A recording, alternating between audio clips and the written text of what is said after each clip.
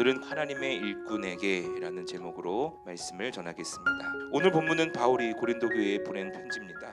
그 메시지는 하나님의 일꾼으로 사는 것이 무엇인지, 그리고 그 삶이 왜 중요한지를 말씀하고 있습니다. 당시 고린도 도시의 그 이면에는 도덕적인 타락과 종교적인 혼란이 가득했습니다. 물질주의와 이방 종교의 혼합이 사람들의 삶을 뒤덮었고, 교회 내에 거짓 교사들도 있었습니다.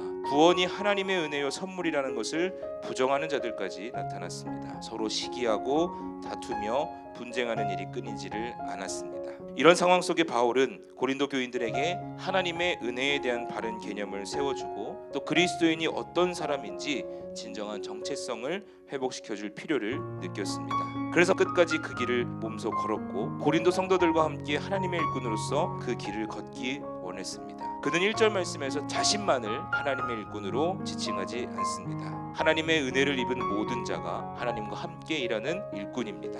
하나님께서 자신의 구원 사역을 위해서 우리를 동반자로 함께 일하는 자로 부르셨습니다. 이어서 3절부터는 자신이 하나님의 일꾼으로서 어떻게 살아왔는지에 대해서 소개하고 있습니다. 바울은 고난을 피하지 않았습니다. 두려워하지도 않았습니다. 하나님의 일꾼으로 사는 삶이 고난과 함께한다는 사실을 알았기 때문입니다. 그래서 그는 그 고난을 복음의 자랑스러운 증거로 삼았습니다. 고난을 이겨낼 수 있었던 비결 또한 6절부터 설명합니다. 하나님의 일꾼은 거룩한 삶을 살아야 합니다. 도덕적인 의미를 넘어서서 우리의 삶이 온전히 하나님께 드려진 상태를 말합니다. 또한 바울은 지식을 언급했습니다. 하나님의 말씀에 대한 깊은 이해를 뜻합니다.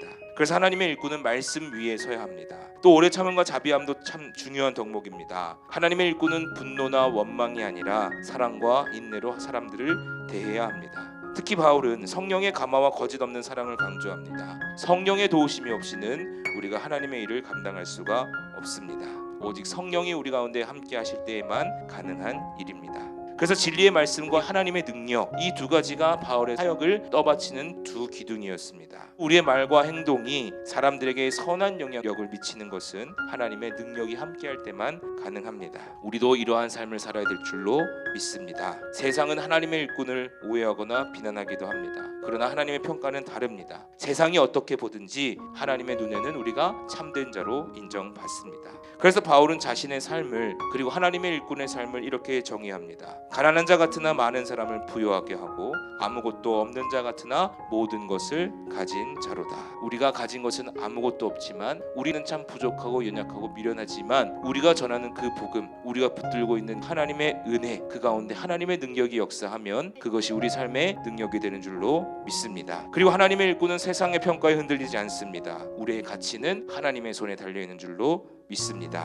하나님의 은혜로 하나님의 일꾼이 된 자로 여기시기를 바랍니다. 그리고 하나님의 일꾼으로서 그 부르심에 응답하며 살아갈 수 있기를 바랍니다. 고난 속에서 하나님은 우리에게 능력을 주십니다. 성령의 감화와 진리의 말씀, 그리고 하나님의 능력이 우리를 붙드실 줄로 믿습니다. 우리는 하나님의 시선 안에서 참된 자이고 모든 것을 가진 자입니다. 그것으로 충분한 줄로 믿습니다.